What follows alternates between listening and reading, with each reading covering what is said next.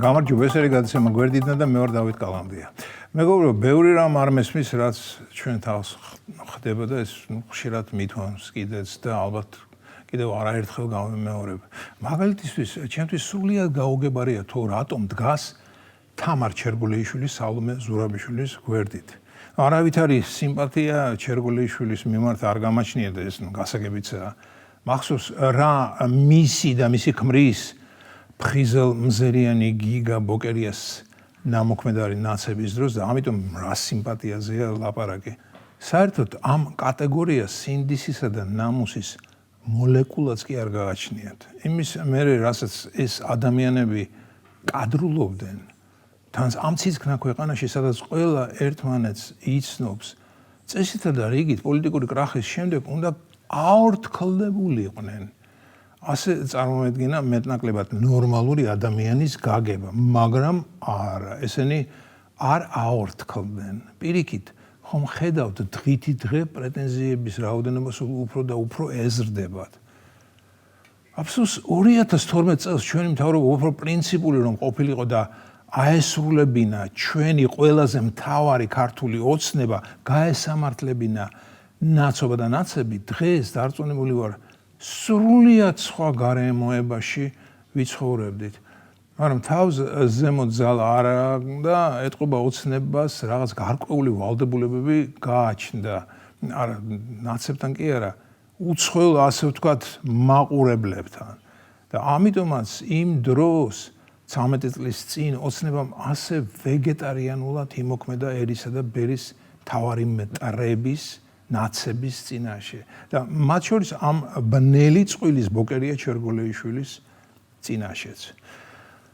მოკლედ, იმას მოგახსენებდით, რომ წესითა და რიგით ჩერგულეიშვილისნაირი ნევროტული პიროვნება არ და ვერ დადგებოდა სალომე ზურაბიშვილის გვერდით, მაგრამ ის დგას და ზოგჯერ გვერდით უზის კიდეც და თავის გამოსვლებში მას პრეზიდენტად იხსენიებს.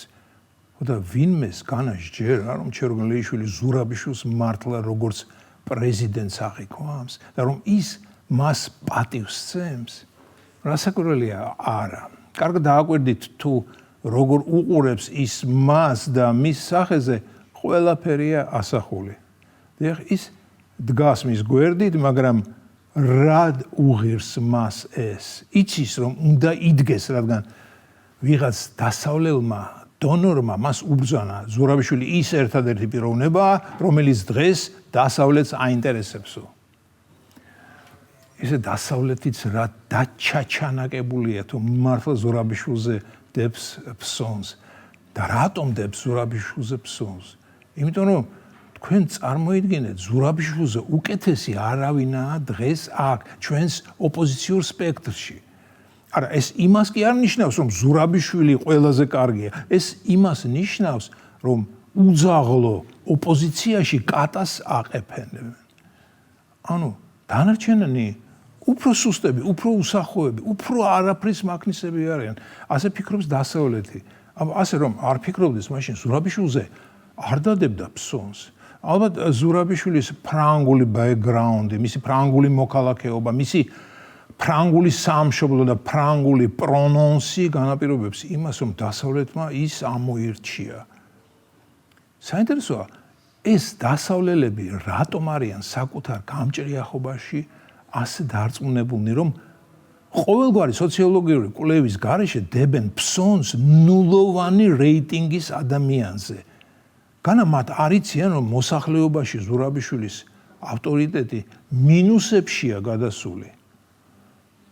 ზურაბიშვილს ავტორიტეტი მოსახლეობაში კი არა, მის გვერდით მდგომ სახე გაშეშებულ ადამიანებში არ აქვს და დასავლეთმა განა ეს არ იცის.